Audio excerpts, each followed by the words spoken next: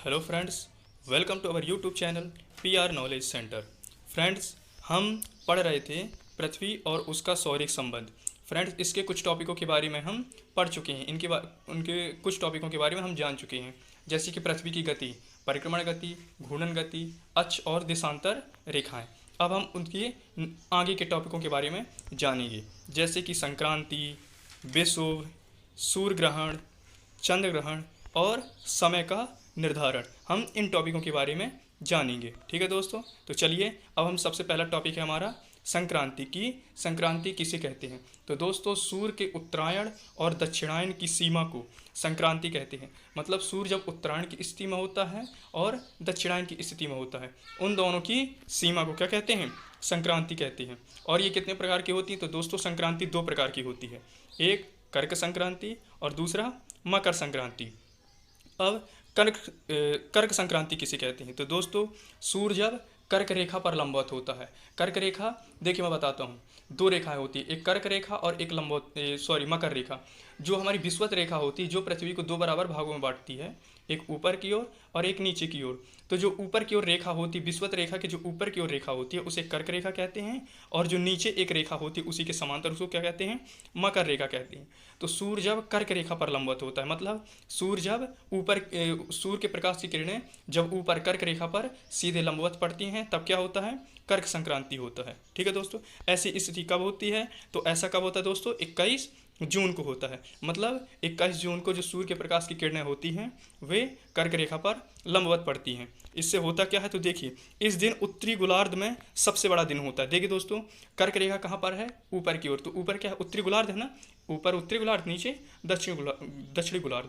तो जब सूर्य की किरणें ऊपर उत्तरी गोलार्ध पर लंबवत पड़ेंगी, सीधे पड़ेंगी, तो वहाँ क्या होगा? दिन बड़ा ही होगा ना। ठीक है, अब हम आते हैं मकर संक्रांति पर। तो जब सूर्य की किरणें क्या मकर रेखा पर लंबवत पड़ती हैं, ठीक है दोस्तों, तब क्या होता है? मकर संक्रांति होता है। मतलब जब सूर्य की किरणें नीचे, पृथ्वी के नीचे वाले भाग में सीधे लंबवत पड़ती हैं, तब क्या होता है? मकर संक्रांति होता है। ऐसी स्थिति कब होती है? ऐसा 22 दिसंबर को होता है। मतलब 22 दिसंबर को सूर्य की किरणें नीचे मकर रेखा पर लंबवत पड़ती हैं।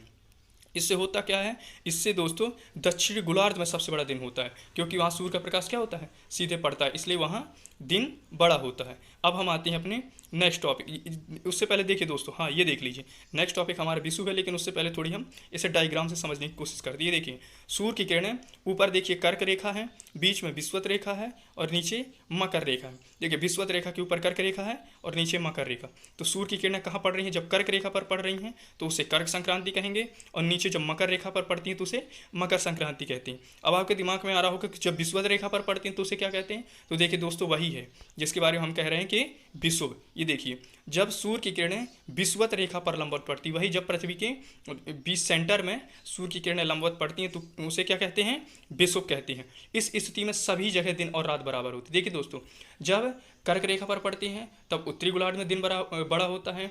जब मकर रेखा पर सूर्य की किरणें लंबवत पड़ती हैं, तब दक्षिणी गोलार्ध में दिन बड़ा होता है।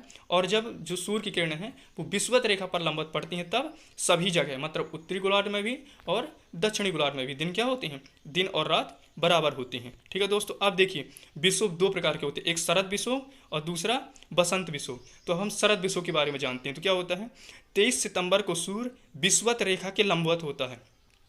देखिए, जो विषुव होता है, जो विषुव की घटना होती है, मतलब सूर्य का प्रकाश जो विषुवत रेखा उसके लंबवत होता है, ये घटना साल में दो बार होती है। एक 23 सितंबर को होती है और एक और अभी हम जानते हैं। तो जब 23 सितंबर को सूर्य की किरणें विषुवत रेखा पर लंबवत पड़ती हैं, तो उसे क्या कहते हैं? उसे शरद विषुव कहते हैं। ठीक है दोस्तों, इससे होता क्या है? देखिए, इससे सभी जगह दिन और रात बराबर होती हैं। वो तो विषुव है, मैंने बताया है कि जब विषुवत रेखा पर लंबवत पड़ेंगे दिन और रात बराबर होंगे। अब आते हैं हम बसंत विषुव कि ये कब होता है। तो जब 21 मार्च को सूर्य विषुवत रेखा पर लंबवत होता है, मैंने बताया था दोस्तों कि सूर्य की जो विषुवत रेखा पर सूर्य का प्रकाश लंबवत पड़ता है, ये साल में दो बार होता है। तो जब 23 सितंबर को सूर्य विषुवत रेखा के लंबवत होता है, तब शरद विषुव होता है, और जब 21 मार्च को होता है तो बसंत विषुव होता है। इस दिन भी क्या होता है? इस दिन भी सभी जगह क्या होता है? दिन और रात बराबर होती है, क्योंकि ये विषुवत रेखा के लंबवत होती है।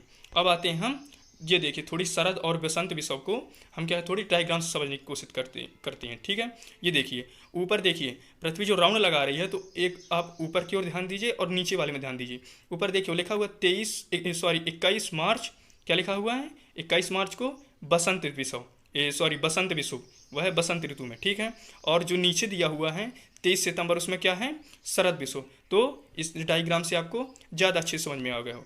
ठीक है दोस्तों, अब हम पहुंचते हैं अपने नेक्स्ट टॉपिक की ओर। जी दोस्तों, ये इंपॉर्टेंट है, इसीलिए इसको देखिए, जो इंपॉर्टेंट है उसको मैंने लाल डॉटेड किया हुआ है।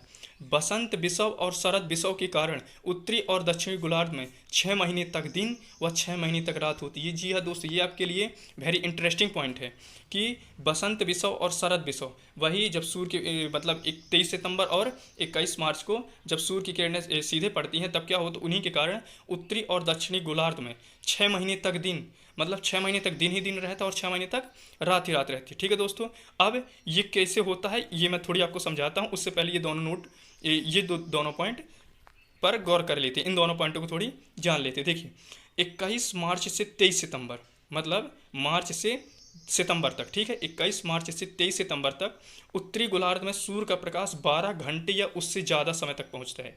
देखिए दोस्तों, जो दिन और रात होती है, जिसे हम पूरा एक दिन कहते हैं, वो कितने का होता है, 24 घंटे का होता है। जब सूर्य का प्रकाश उत्तरी गोलार्ध में 12 घंटे या उससे ज़्यादा समय तक पड़ेगा, तो दिन बड़ा होगा ना और रातें छोटी होंगी, इसलिए वहाँ क्या होता है, दिन बड़ा और रातें छोटी होती हैं। फिर इसके विपरीत 23 सितंबर से 21 मार्च तक दक्षिणी गोलार्ध में सूर्य का प्रकाश 12 घंटे या उससे ज़्यादा तक पहुंचता है। जब वहाँ मतलब जब उत्तरी गोलार्ध में, मतलब ऊपर जब सूर्य का प्रकाश ज़्यादा पहुंचता है, तो वहाँ दिन बड़ा होता है और रात छोटी होती हैं। और जब 23 सितंबर से 21 मार्च तक दक्षिणी गोलार्ध, मतलब नीचे सूर्य का प्रकाश ज़्यादा समय तक पहुँचता है, तो वहाँ दिन बड़ा और रातें छोटी होती हैं। अब आते दोस्तों थोड़ी हम पहले पॉइंट पर, जो मैंने बताया था, पहले पॉइंट पर थोड़ी गौर करते। देखिए ये जो नीचे के 2 पॉइंट है, उन्हीं से आगे जो पहला पॉइंट है वो ज़्यादा क्लियर होता है।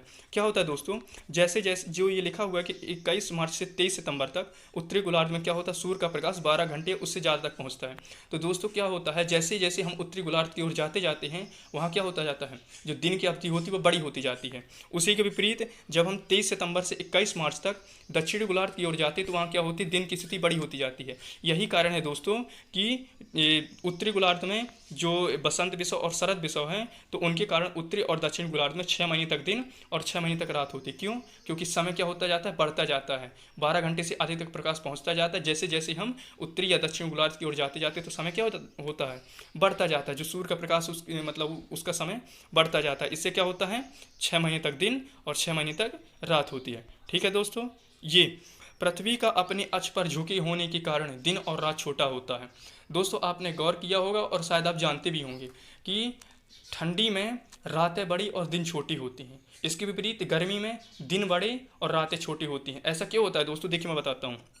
पृथ्वी अपने अक्ष पर झुकी हुई है, इससे सूर्य का प्रकाश पृथ्वी के, मान लीजिए झुकी हुई है, जो 23 अंश पर झुकी हुई है, तो कहीं सूर्य का प्रकाश ऊपर की ओर ज़्यादा पहुंच गया, कभी सूर्य का प्रकाश नीचे की ओर ज़्यादा पहुंच गया। तो अगर ऊपर की ओर ज़्यादा पहुंचा, तब वो क्या होता है, गर्मी की स्थिति होती, इसलिए वहाँ दिन बड़े होते हैं। जब सूर्य का प्रकाश नीचे की ओर ज़्यादा पहुंचा, तो क्या होता है, ठंडी में, इसीलिए क्या होता है, मतलब ठंडी में सूर्य का प्रकाश पृथ्वी तक ज़्यादा समय तक नहीं पहुंच पाता। ठीक है, इसलिए क्या होता है, रातें बड़ी होती हैं और दिन छोटे होते हैं। और जब गर्मी का मौसम, जब पृथ्वी सूर्य के नज़दीक होती है, तब क्या होता है, सूर्य का प्रकाश पृथ्वी तक ज़्यादा समय तक पहुंच पाता है, इसलिए दिन बड़े और रातें छोटी होती हैं। ये किसके कारण होता है, पृथ्वी का अपने अक्ष पर झुके होने के कारण। ठीक है दोस्तों, अब आते हम अपने नेक्स्ट टॉपिक पर कि समय का निर्धारण, जो हमारा अंतिम टॉपिक है कि समय का निर्धारण कैसे होता है। दोस्तों क्या होता है, देखिए मैं बताता हूँ। ये जो अभी पिछले जो वीडियो में हमने बताया था कि एक अंश घूमने के लिए पृथ्वी को 4 मिनट का समय लगता है, ये थोड़ी उसी से संबंधित है कि एक देशांतर का अंतर होने पर 4 मिनट का अंतर होता है। वही ये दोस्तों बताया था ना, 1 डिग्री घूमने के लिए कितना लगता है, 4 मिनट का समय लगता है। तो जहाँ एक देशांतर कम हुआ, एक अंश कम हो गया, तो कितना हो गया, 4 मिनट का फर्क आ गया। तो अब देखिए, पृथ्वी पश्चिम से पूर्व की ओर घूमती है, इसलिए पूर्व की ओर बढ़ने पर प्रत्येक देशांतर पर 4 मिनट बढ़ता है। देखिए दोस्तों, मैंने वही समझाया है।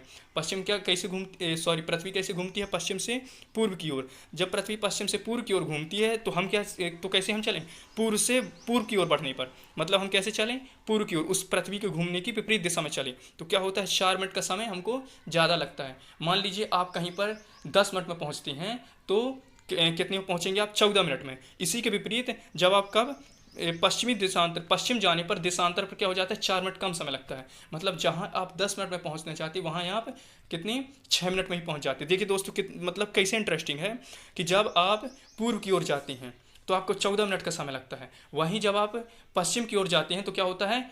6 मिनट का समय लगता है। आ गया है 4 मिनट का फर्क। ये किसके कारण होता है? जो एक अंश घूमने के लिए पृथ्वी को 4 मिनट का समय लगता है, ये उसके अक्ष पर झुके होने के कारण ही होता है कि एक अंश का देशांतर होने पर पृथ्वी पर क्या हो जाता है? 4 मिनट का फर्क आ जाता है। तो उम्मीद है दोस्तों आपको समझ में आ गया होगा कि समय का निर्धारण कैसे होता है।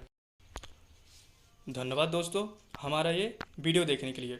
दोस्तों अगर इस टॉपिक के बारे में, जो हमारा ये टॉपिक चल रहा है जैसे विश्व का भूगोल और भारत का इतिहास, अगर इनके बारे में मतलब इनका अगर आपको PDF चाहिए इन टॉपिकों के बारे में तो आप नीचे डिस्क्रिप्शन